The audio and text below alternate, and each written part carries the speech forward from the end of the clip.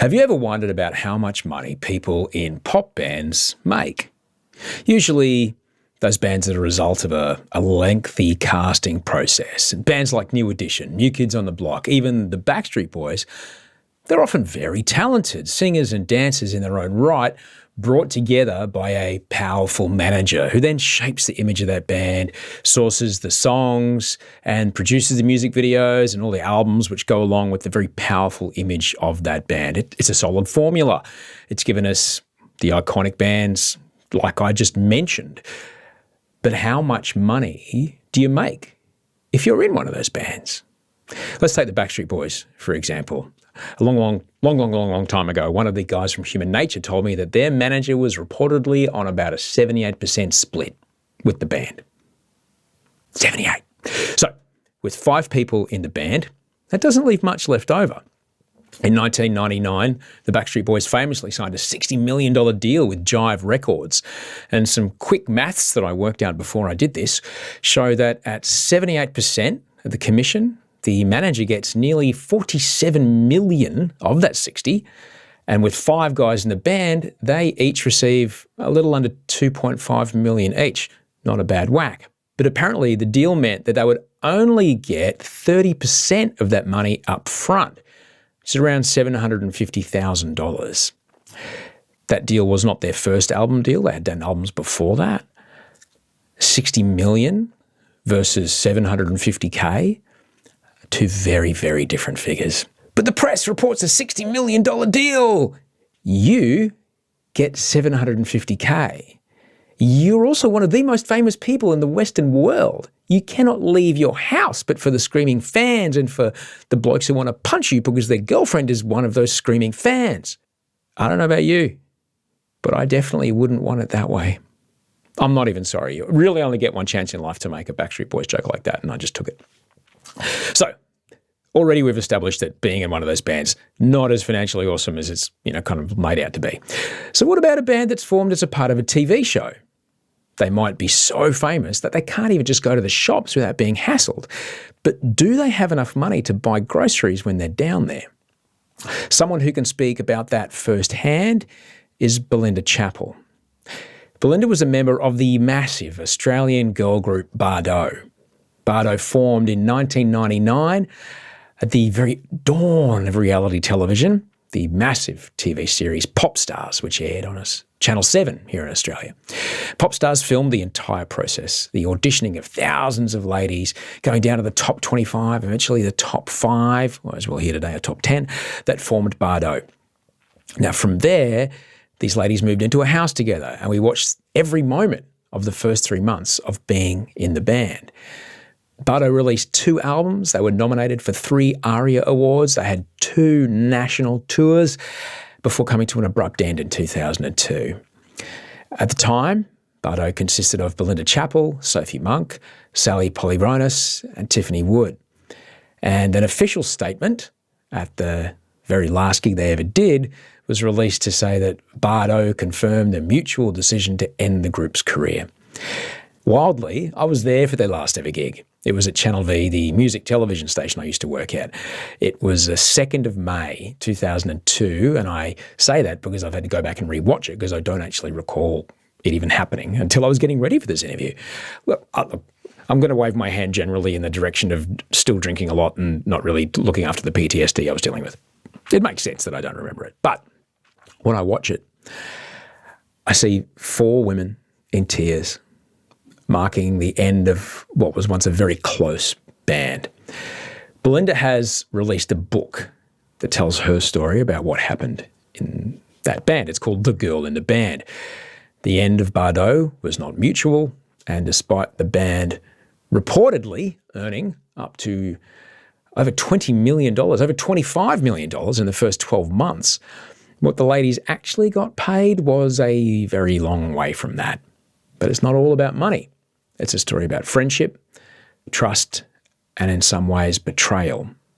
They're the 3 things that I know all of us have had to grapple with at some point in our life. Belinda Chapple is a brilliant human. Her story is one I know you're going to get a lot out of. I haven't seen you in such a long time. And then I knew you were coming here, but like about a week ago I saw you in a lift. No, that was weird. No. And the last time I saw you probably was like on stage when Bardot did their final concert, wasn't it? Probably. Yeah, it would be. I've got to tell you, Belinda, I got sent that footage getting ready for this. I have absolutely no recollection Of being that there? that happened.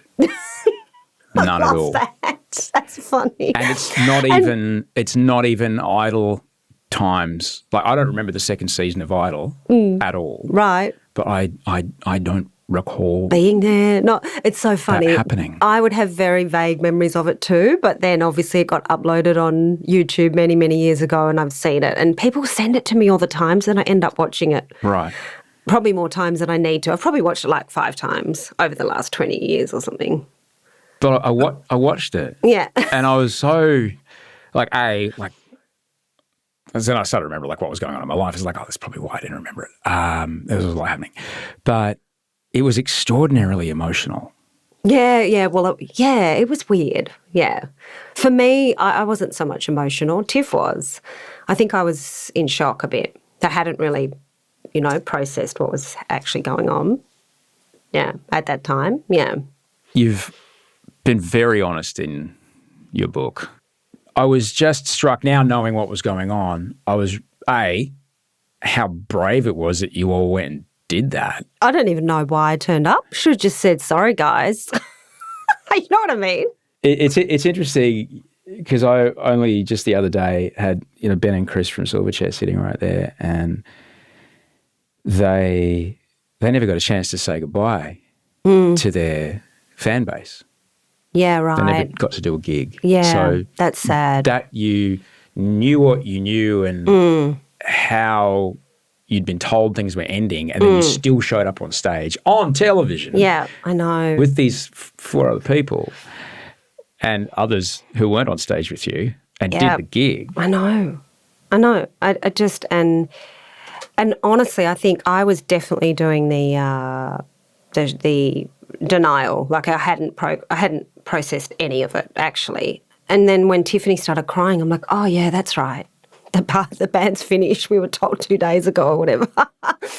Wow. And then you kind of felt like, wow, we did all that for what? Like we just worked so hard and I was so passionate about song and dance. Like that was just my, was my passion since since I was really young. So yeah, it just sort of felt like, why? Like, why did I put so much passion into something that was just going to be over?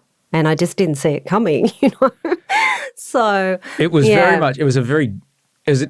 couldn't even describe that time in music or television to anyone who is very different starting in music or television today. So because true. The way the money comes into it and who controls the levers is completely different now. Yes, and also it was just before the digital age in music, which is a big thing, a massive change for the industry. Yep. And people, went, travelled long distances sometimes to save up their $29 and get their album of the year or album of the, halfway through the year. It's kind of like, I can only afford this. This is my purchase. And it was a big deal. And you would sit and you would cherish that album and you would listen to every song. And know every word on the liner notes. And know every word. And it was a beautiful time, I think. That was special, that people really, savoured music and appreciated it. Yeah. I have in my pocket at all times, nearly every single piece of recorded music in human history is wonderful and terrible at the same time. I miss, like, this is my car. These are the 6 cassettes that I have in my car. Mm-hmm. These are the things I listen to when I drive. I know. And I know Simple. every note. Mm-hmm. And it led to that scarcity led to a level of knowledge. And the word you used, I love. I cherished my relationship with that music because it was the soundtrack to those bits of my life. And that's the great time warp that music gives you, is when you hear that song, I'm there. If I'm constantly listening to something new that an algorithm feeds me every day, I don't get that. No. But there was a very different time in that it was the very, very beginning, the earliest sniff of reality television. It was a show called Popstars. It was based off a show that had come out of New Zealand. Predated Pop Idol, which became both American and Australian and Azerbaijani Idol, whatever, Indonesian, whatever. And so it was, those first footage we ever saw of like thousands and thousands of people. My girlfriend at the time went and auditioned. Did she? Yeah. And like, how do you remember hearing about the audition process? Did you hear about it on the radio? Did you read it in a thing we used to call a magazine? Yeah, a magazine. Really? No, new idea. Lol. See what you did? I see what you did there. New idea. Yeah, there it was, a one-pager. Careful. You're pregnant. I just read. No, not pregnant. There's a page that says it. There's a photo of you. They don't really have any idea, do they? Shock pregnancy.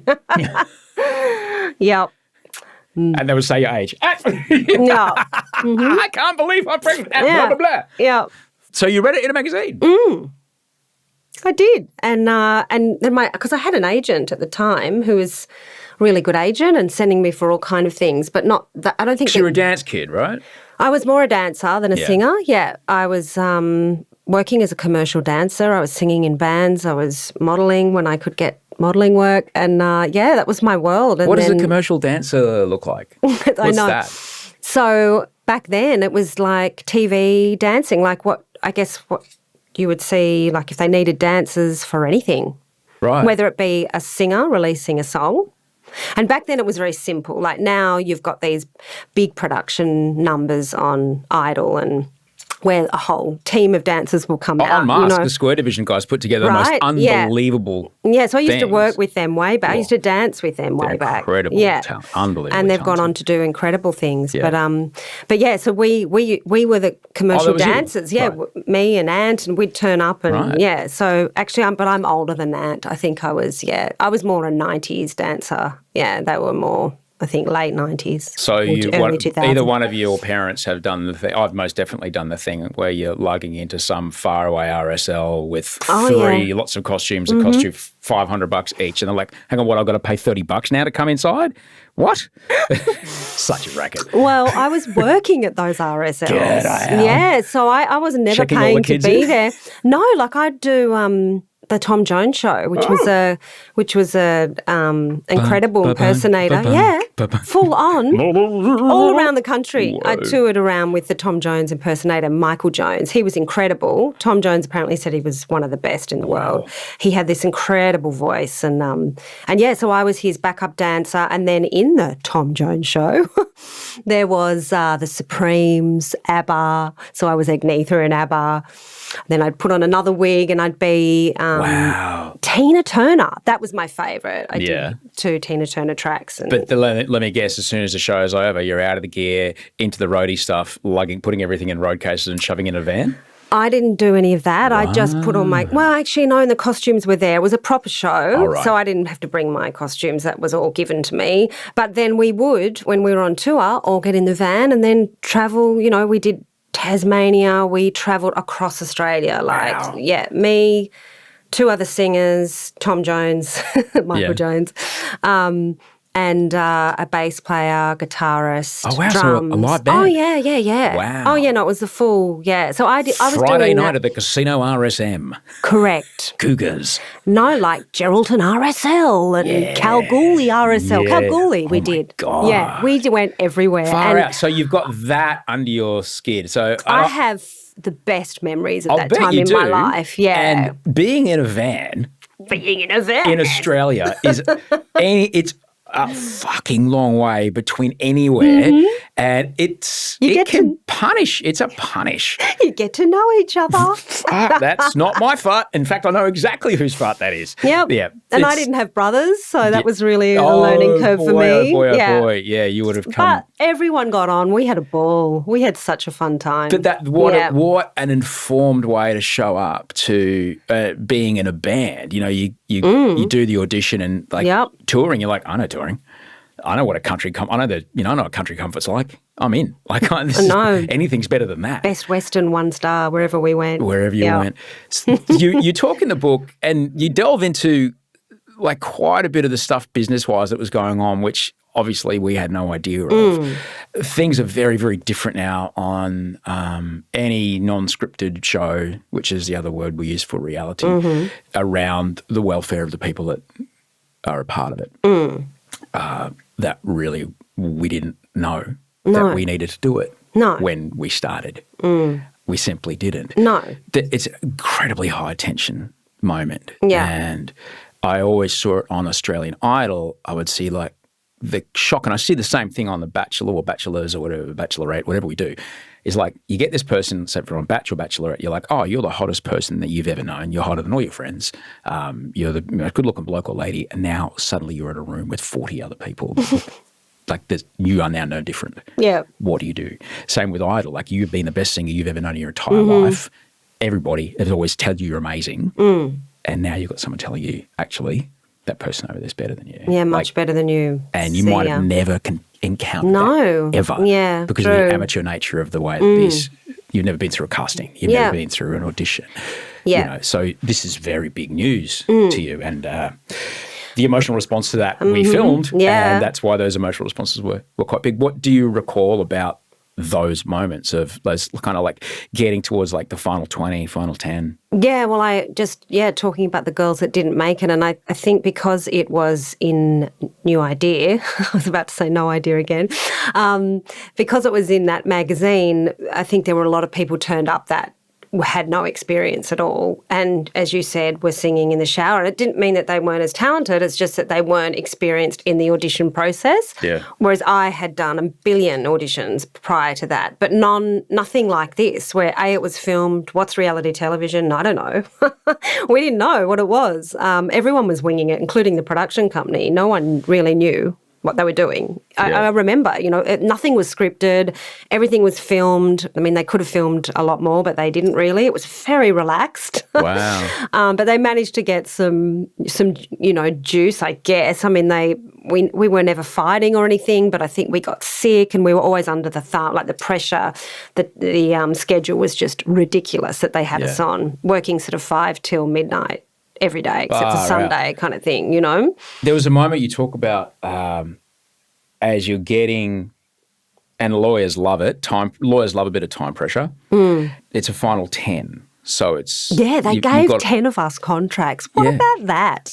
Tell me about that. That was random. That moment. They told you it was going to be a band of 5 and it's 10. Well, 10 of us were given a contract, and I'm sitting there in the room with 5, with 9 other girls, and I'm like, well, this is weird. Like, I'd never had that before. I'd been given contracts before. If it's a part for 2 people they're looking for, 5 people, then there's 5 contracts. But in this case, there was 10, and it was purely a tactic, because if you didn't sign it, they knew the contract was dud. It was purely then if you didn't sign it, another girl would. And then I also time to speak to a lawyer or anything? Yeah, they gave us all money to go and get a lawyer. Like how much? Weirdly enough, I think it was $1,000 each, which is a lot back then. Yeah, that's 3 hours of a lawyer's time, maybe. Yeah, maybe. I know, weird, but yeah. And then, and basically, it took them 10 seconds to read through it and go, "Are they joking? This is the contract." What did they explain? What did the lawyer that you found explain to you? Oh, just he said, the bottom line, to make this, as clear as possible to you, Belinda, you won't make any money, and everybody else will be making money except for you. But again, we didn't know that our album was going to go double platinum and that we were going to have sold out concerts across the country. We had no idea. If we had have known that, I guess all of us would have gone, maybe I'm not going to sign that. Yeah. So it's weird. So what, you were signing away performance fees, you were signing away? Oh, yeah. I mean, we gigged. We were doing nightclub gigs. We were doing music festivals like Rumba. I remember it. 40,000 people. No, we didn't get paid for any of it. Well, hang on. There was a per diem or something, surely. Yeah, per diem, which is... So with a band, like say, for example, Rumba, which was, it's built on the American radio show model, where one radio network puts on this big show. You'll see it now as R&B Fridays or Fridays Live, they call it now. That's a version of it. And it was run by a network called Southern Cross Stereo. And something like that is interesting because it comes out of a marketing budget, I guess, of a the record company, and so you're expected to do it as a, this is like you showing up, at a TV show. This is like, it takes the same amount of time to do.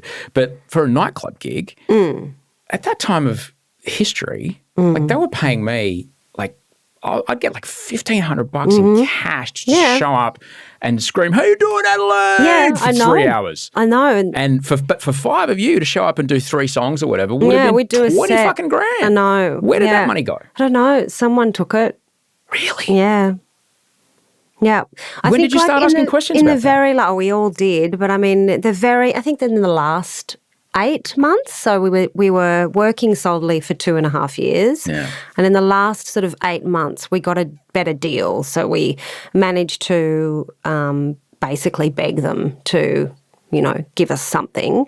So they covered our living expenses. So enough money to pay rent. I remember I was living in Bronte, just down the road from here, and I was paying that rent with that money and just phone bills, and that it wasn't enough for anything else. And And then I think the very end, like the last 3 months, we got a few checks for live gigs. Yeah, I remember that. But that's it. double platinum. Yeah, and the sellout concert Sellout tours. gigs, that's a lot of, like what we're talking a sellout gig of how many people? I don't know, entertainment centres they were. Right, Packed. so that's 10,000 people. Probably. 7,000 people average, let's average it out. So 7,000 people, I'm guessing early 2000s, people are paying $30 a ticket. More than that. Let's say $40 a ticket. Yeah, minimum. All right. Minimum. That's nearly $3 million, $2.8 million, not counting merch. Yep. All right? And the merch not was counting big. Merch. $2.8 million minus production costs. Yeah. That's a fuck ton of cash. I know. And you guys didn't get paid. No. I know. It's criminal, isn't it? Do you It really is. have you talked about is there any recourse around that? Look, I don't know. I don't have I've accepted it, now. I'm talking about it now, obviously it's in my book, but it's my distant memory, my old life, So I don't know if I want to bring that up again. I mean, yeah, it's weird because I know I've just released this book, but would I want to go to court? And I think the two men, they're getting older now, and I don't know. It's just, it is what it is. It was what it was. And, yeah, they made a lot of money from it. So, yeah. I only mention it because you literally were here the other day, but Ben Gillies was here and he spoke about if you look at the bands where there's like a main songwriter or not, if it's like a main creative person, the bands that split the publishing evenly, they stay together longer. They have more hits. Police, they go on more tours. U2. Yeah. And like that's what it is. Larry Mullen's that's his Sunday Bloody Sunday drum riff, but everything else, like what? Yeah. But Larry gets paid. Yeah. So, things like publishing or songwriting or, just even performance royalties, nothing? No, I think because I wrote 2 songs on the second album, and I think our manager at the time, he knew that we were ending, but he managed to convince them to give us a publishing deal. They were furious after because we were over. Wow. But we all got a decent advance for that. That was literally just before we broke up. Wow. And, then I worked out the timeline of that. And I'm like, ooh, that was dodgy. So at what point did you start to realise, something's different? What was the first clue that something was different in the band? Obviously, Sophie and I were really close, and there was like a distance there, she stopped looking at me in the eyes, for instance. That was the first thing. But I had no idea that what was going on until I stumbled across the evidence, so to speak, in David Caplice's office. What was that? Oh, well, you'll have to read the book. But, there it was, Sophie's solo career planned out. Right. And then I ran downstairs and went, "Where's David? Get him on the phone now." That's a good line. Yeah. That's a good line to come down the stairs. I don't know where he is, Belinda. We'll find him. Love it. Yeah. I love it. And I was really quite, like, I didn't speak up about a lot of things back then. I was really naive and I let a lot of things I would just say nothing in all sorts of situations in that band. I could have said so much more at so many different meetings and just everything. And but that day I was like, no, get him on the phone. So funny. Yeah. Wow. Yeah, I remember I haven't seen him in a million years. He was an interesting cat. Interesting cat. It was an interesting cat. It's not a news story that someone from a group of more than two people, like boy band or girl band is the one. It's not a new thing that one person will be singled out. Yeah, of course. And if you're that one person, it would feel very special to be asked. True. Or be told, I've often thought about it. Yeah, look, I've often thought about that. But in our instance, we just worked so hard, and each of us, and for that, I would never have been able to do that. I would have, if I was offered a big contract, I would have rung them all up and said, what do you think? I would have stayed with them to outsee our gigs that we had booked for the year.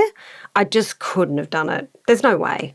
Without the communication. Without the communication and without lead up and doing it right and fulfilling gigs that were booked and finishing promotion of the second album, and I mean the list goes on. Right. Yeah. I can't remember who said it. It was someone.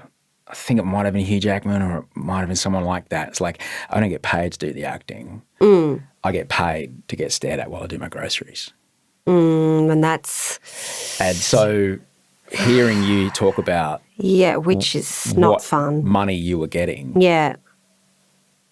in compensation for hard work, but also what happens when you go out, when you're trying a date, when you're talking to your family who now suddenly think you're a squillionaire, like that. All of that psychological stuff is what you get left with. And I think it's really hard for anyone to understand unless you've been there. Yeah. Yeah. It's tough. And it takes a certain kind of personality to handle it. And I didn't really handle it too well because I suffer from anxiety. I'm quite an anxious person by nature, always have been, very sensitive. So, for me it was like, oh, this doesn't work for me. I just couldn't handle being stared at the supermarket. Or, and now I still occasionally get stared at, but people are like, don't know who I am. They kind of just recognise me, but they're trying to work it out. Are you from Home and Away? Are you from I tell people, we went to school together. Yeah. I went to school with your brother. I go, no, I just must look like someone. Yeah. That's what I say. I get that a lot. You got it wrong. I get that a lot. Yeah. I do really feel for people like Hugh Jackman and where that level of fame is, and for you would find it. Your face is, one of the most recognisable faces in the country. I got better at it. Yeah. I got better at it. At the time, I was terrible. I didn't leave the house for like days at a time. See, that's just shocking. It was really bad. And, that's it was going to happen anyway, but the beer blanket that I needed to wear before I left my front door to go out, started getting thicker and thicker. Well, it is what it is. I'd like to think I'm a special snowflake, Belinda, but it turns I'm not. It's just the same story that happens to everybody who doesn't come into a gig like that without the coping mechanisms or the support or the skills. And this is it's less so now. I think it feels less now, way less now, because of the availability of people. Like you literally have Dua Lipa in your pocket. Yeah. Telling you about her smoothie. Yeah. So you don't need to, when you see her, you're like, oh, there she is. Yeah. I saw her today. Yeah. You don't feel that sudden rush of here they are. Yeah, of course. But in the time where you guys were rising to prominence, it was very proto-internet. If anything, there might have been a fan forum and that's maybe it. Rumours about the band would have had to be amplified by traditional press. It was very difficult to have Women's Day, a rumour amplified without anything else, which happens now. Which then gets picked up on because it's getting traction. We should, rumours of Twitter users are accusing Belinda of this. It's it's not real. None of it's real. No. But Yeah. it's a very different time to do it. So totally. I noticed watching that, to go back to that thing that we were talking about, your final gig, like Sophie didn't say anything. No. She doesn't say a thing. No. Was there a conversation before you guys came on? Or after. She had people around her at that stage. So we felt like we couldn't really talk to her. Like they had a wall of protection. Not that, I mean, I'm certainly not a hostile person at all by nature, so I would never have come at her. It just would have been a conversation, just like a breaking up with, I mean, being in a band is like being married without the sex. It really is. And so just a conversation about the divorce. You know what I mean? Like that it might have helped with the processing of it mentally. Yeah. Yeah. But that wasn't given up to us as an option. Yeah. And they really, I think they were worried about what was going to happen. And some girls like Tiffany, was a lot more outspoken than I was. I think probably now I'm just as outspoken as she would be, but I was quite shy and I think they were worried about what was, what was going to happen. But I think also some of the girls were really keen on having a really big solo career. So whereas I was always like, no, what we've got's really special, we should stay together. It's really hard, a solo career, And as it's proven, no one's come close to what, out of the girls, no one came close to what we did. And there's nothing better than a 4-part harmony, and 4 is better than 1. Do you know what I mean? Not always, but I think in our instance, I think for whatever reason, the chemistry was there and it worked. Yeah. Yeah. Freddie Mercury made 2 solo albums. Yeah. No one can name one song. No. I can name one song because it was used as an Olympic song. That's the only song I can name. I can't name any. I have no idea. I can name 10 Queen songs. I think George Michael, though, let's talk about him. But then that was very different because they weren't sort of even I mean, their faces were the front of the band. They stayed mates. But they had different roles and Michael was the writer and there was only 2 of them, just different. Yeah. But what an incredible talent. But wow. they are George the real Michael. anomalies. They are the true I loved that documentary. It was fantastic. Look, for what it's worth, I've had cause to work with Sophie a number of times. Yep. A number of times over the years. She's extraordinarily professional. Yeah, of course she unbelievably hard. She's a hard worker, 100%. You don't still get employed. No. By accident. She did not get there by accident. She's a talented person. She works her ass off. And I'm sure that was always there. And in the maelstrom of whatever, no. I can only imagine what was going on. Like, what a strange thing. Like, I've been literally living with these other people for the last time in my life. And now there's people standing between me and them for our last ever show. And they won't let me talk to them and I won't let them talk to me. I wouldn't say it was that, wouldn't let them, but there was the energy was very much that. Yeah. It would have been, it would have been odd. And she was very young as well at the time. She was, 21 or something. Having a look back now, I mean, there's obviously many things we can look at very differently now, but when it comes to, your 5 beautiful, women and this, your sexualities were very most definitely amplified in FHM magazine and Ralph. But that was the, that's the deal. To be a pop star after MTV, you had to be hot. Yeah, there was a little bit of that. Christopher Cross made amazing songs, but Christopher Cross is, if in my money, he's probably, 120 kilos and wears footy jerseys on stage. He's not hot at all. No. But Ride Like the Wind's a fucking banger. Yeah. Yeah. And so, sailing, take me away, fucking great. You look at him now, you're like, bro. No, you got to be hot. Phil Collins, I don't know, is maybe the last of the not hot pop stars, right? That's so true. So you're young and you're hot, you're 5 women, you have already been rendered, like the power imbalance in the deal alone blows my mind. Looking back now, when you think about some things that went on, how do you feel about I guess, have we come a long way? Are you happy with how far we've come and the way women have been treated in this gig? Yeah, I mean, I don't know. I think, yeah, it's definitely changed, but it hasn't changed a lot from what I can see. And I also know that those contracts haven't changed a lot either in the reality television world. I have a friend that was offered to do, so I won't say which one it was because I don't know 100% which one it was. A singing show.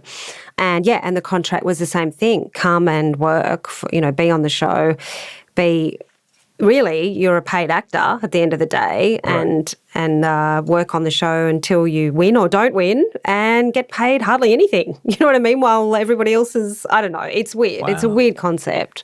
So when you think about, and I know you do, however comfortable you might be to describe it, were there moments that you could talk about which would never happen now around the way that a young woman is treated in that instance? I don't know. I think yes, but no. I think it's still pretty much the same. You go to gym every day was one of the things that really struck me. Like it's in your schedule. You have to go to gym every day. And your size, your shape, your weight is a factor in this. Yeah. So in the contract it said you can't change your appearance, which is basically, I questioned the lawyer and he's like, so you can't put on weight. You can't, So yeah, that was in there. I don't know. Would that be in a contract today? Maybe it would. I'd imagine it would in Korea, in those girl bands, the K-pop scene. Yeah. I'd imagine that's big. Yeah. I would have absolutely no doubt that there's not a whole page dedicated to appearance in that. And I don't know, but I just imagine because I know how those K-pop factories are run. I really don't know. I haven't seen any contracts to go on. Yeah. As someone who grew up as a dancer, you're often wearing things that leave nothing to the imagination. But look, if you're dancing enough, you can eat whatever you want. Right. You're fine. Yeah.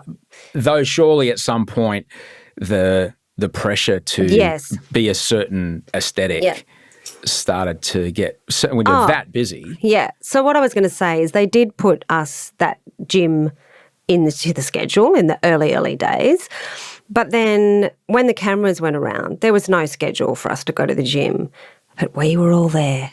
Let me tell you, 5 a.m., even after a long flight, I remember Sophie and I just plugging away, on those treadmills, just running off anything we'd eaten, that was the vibe. And I think it's just so sad because we didn't need to be doing that. And we were so tired from the workload. Yeah.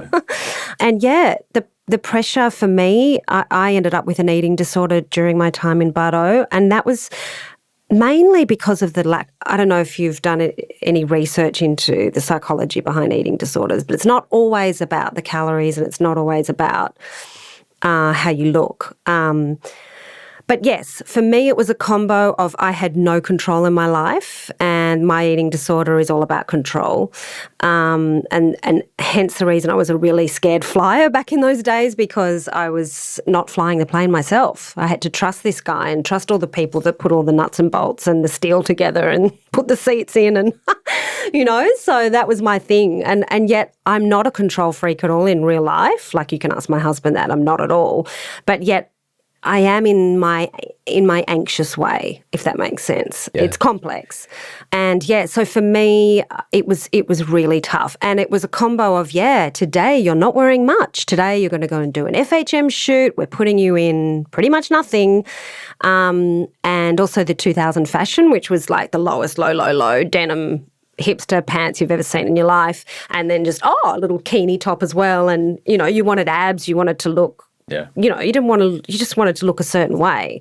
And I loved Kate Moss, so I was all like, I want my body to look exactly like hers. And so, I went down that path. And it just wasn't healthy. With my eating disorder, you don't necessarily lose weight from it because I didn't have anorexia.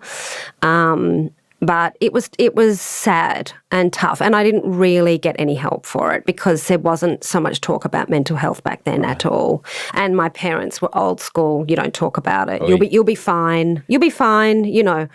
And yet my sister was putting up a hand, going, "No, she's not fine. Yeah. This isn't good enough. That we have to help her." And blah blah blah. But what did treatment eventually look like? I treated myself. Yeah. I read everything. I didn't have the money after Bardot to go and spend $350 for sessions with psychologists, which was a fortune. I could barely pay the rent. So I did my own therapy and I read everything and I got myself back. I can only approach this from a place of someone who did not want to accept that I had an alcohol and drug problem until the pain of that problem became far greater than the fear of doing anything about it. Yep. 100%. And I had to wait for that. And so therefore when a solution was offered, it was like, sure, I'll do anything. I'll do anything that isn't that. Yeah. So for me, it was the sadness. Right. I just felt so sad that I was doing it. But then I got through it and I never did it again.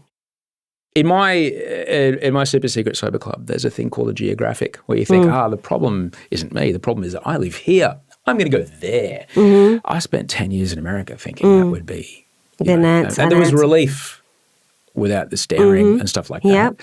You left Australia. Yeah, I didn't leave to go and make it big in the industry, let me tell you. I went, actually, my first trip overseas was to live, not my first trip overseas, but when I left the country to live in another country, it was because I got offered a contract working in production at Universal Studios in Singapore. So I was working in talent management, show production, that kind of thing. So I loved that side of the industry and my time in the industry just as much as being in front of the camera. Wow. So how long were you there?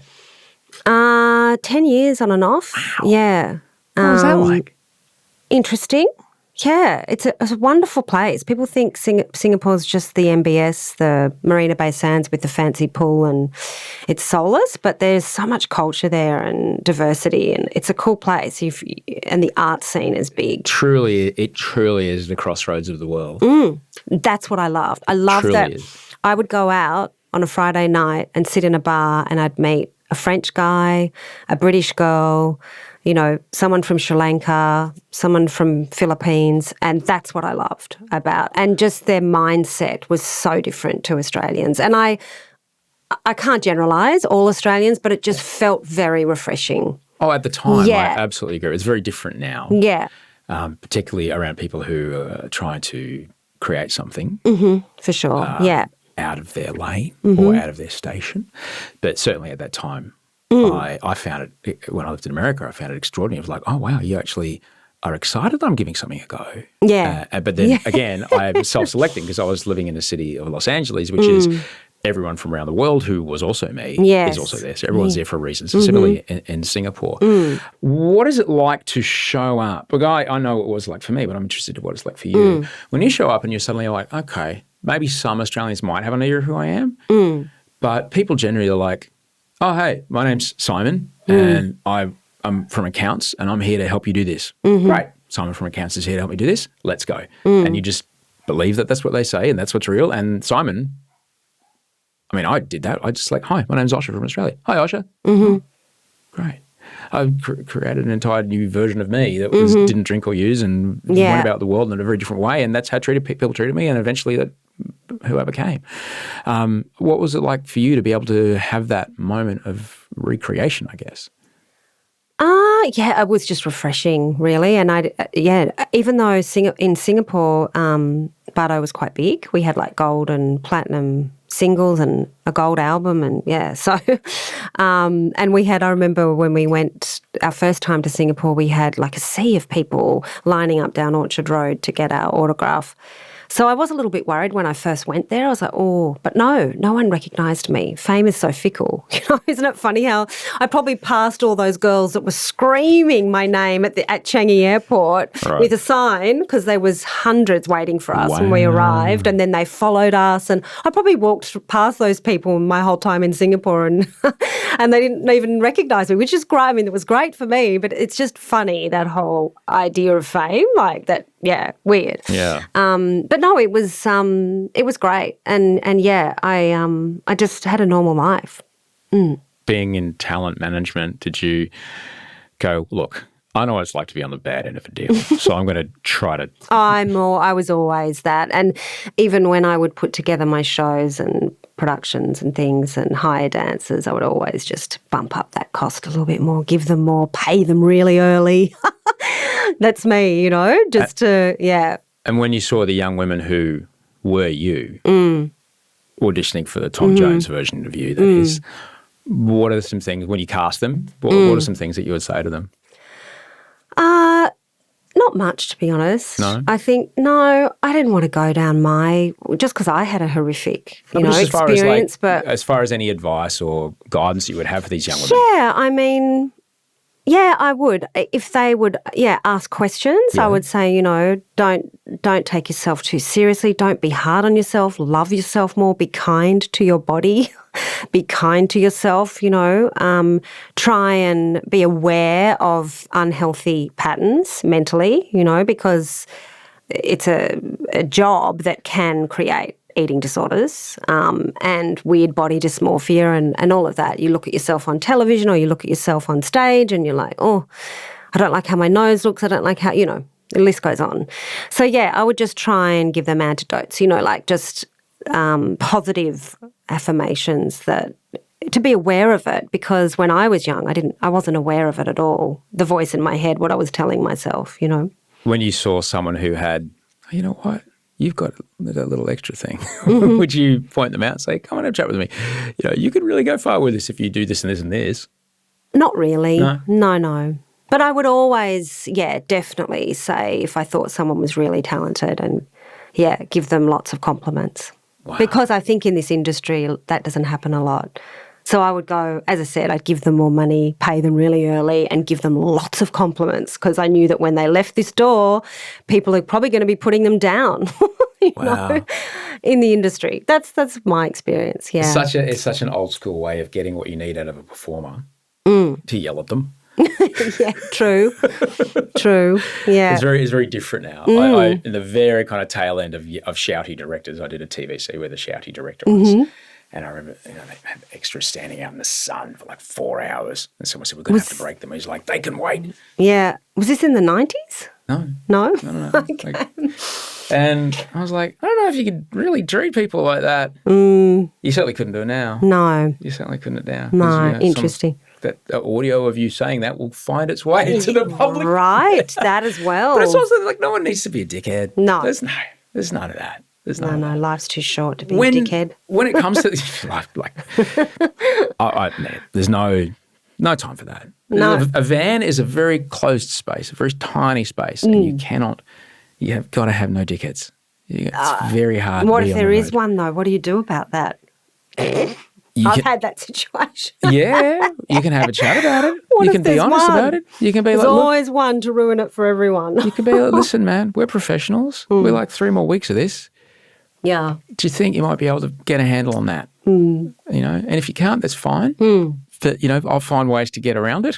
But just trying to, understand the thing, it's not great. Not good. Not great. We don't Not all that good. you don't have to buy Swank magazine at every truck stop. It's making some of the other people on the team feel uncomfortable. All right? Yeah. You maybe figure that out, buddy, please. Yeah. Yeah. Maybe that. You got to have grown-up conversations, communication. I know, but when you're young, you don't have those skill sets. Well, I didn't. No, but I have a lot of hope because I see G, who's 19, and she is extraordinary. She is fearlessly able to have great boundaries and communicate. And I had none of that. I was bumping into things, literally drinking my entire paycheck that I had in cash. God, I was I a can't roadie at 19. believe that. Oh, yeah. It's really weird, you never really know someone. Like, I know that we never really sat down and chatted, did we? We never did back in the day. Yeah, Well, you were always just hosting. I was turning up on a bus, waving at you from a distance, and you were going, here's Bardot. We only ever saw each other on a live television thing. True. And there's no time for anything. But I would never have thought that I always thought you were a strong, normal, like of all the people that I met in the industry, Right. I always thought that you were, like, I would never have thought, not that normal if you're drinking doesn't mean you're not normal. That's not what I'm saying.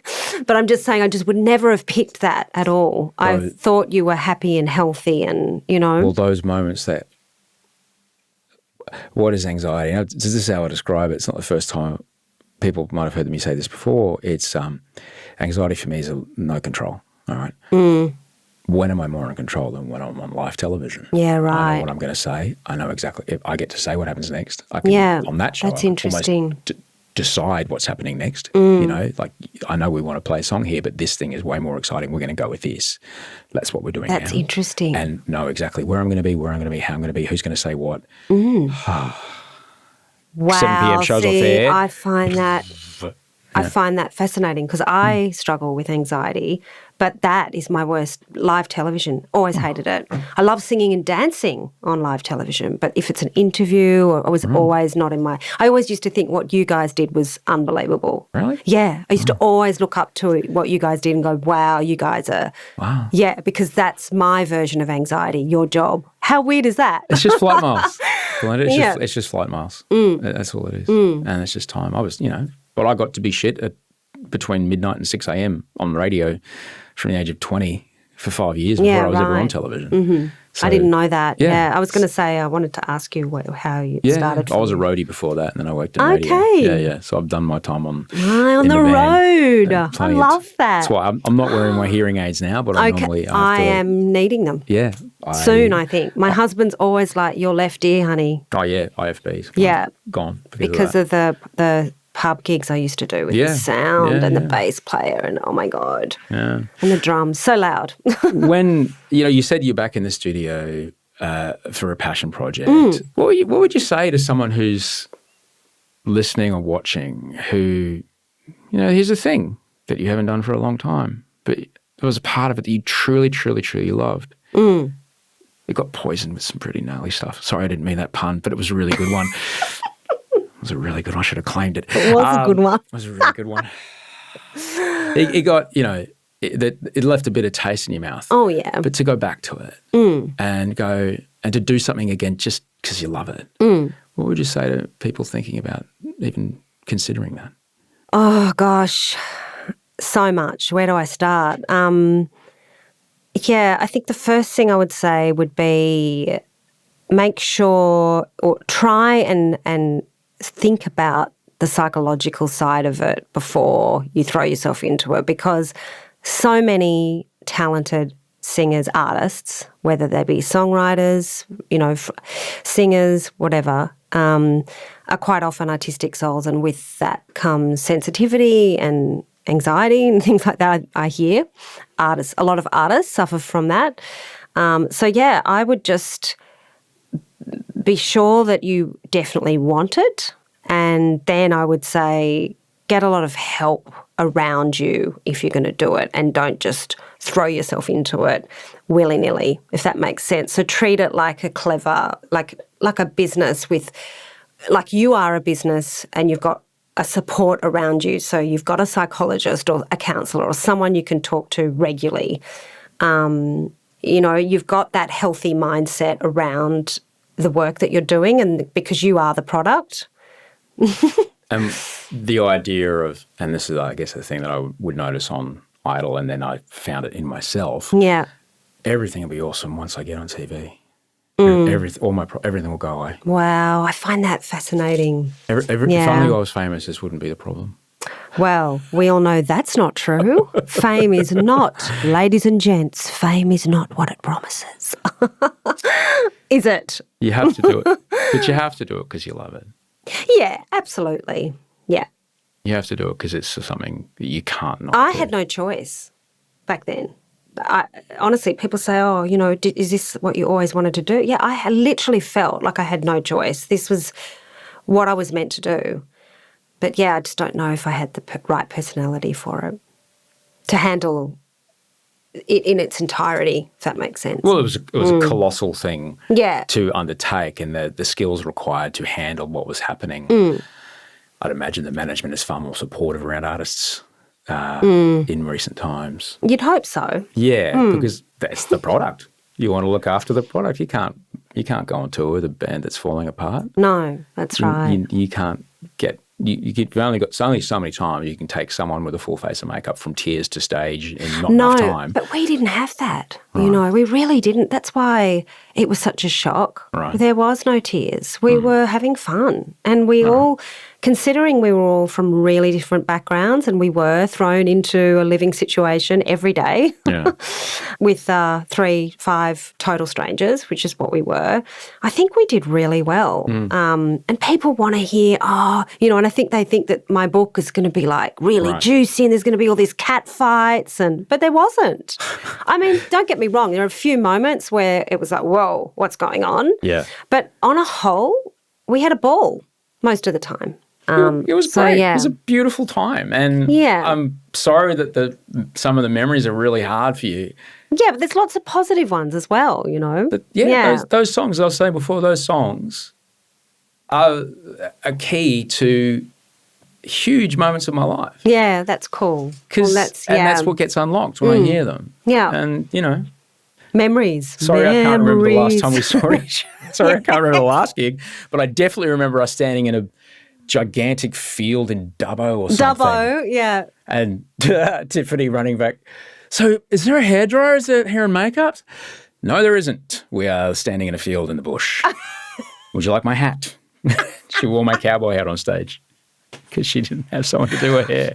Oh, God. You guys must have got told that there was hair and makeup all day or honestly, we mostly did our own hair and makeup. Wow. Yeah, that's why I'm surprised that she was asking for it, because gigs like that, we take out little trusty makeup kits and we'd do it ourselves. They were the old days. Dance kids know what they're doing. Right? We really were. It was that old school, You've got to. Yeah, now hair and makeup travels with everyone everywhere, quite often. Yeah. People could film themselves making money off the products they use before they go on stage now. So they're That's true motivated as well, to do it. right? Yeah, it's a the business different models world. change. Business models change. Different world. It's been lovely having you come to visit. Cool. Thanks for coming. My pleasure. You feel all right? Yeah, I feel great. Thank you for being a part of it. Thank you. Thank you. No, thank you.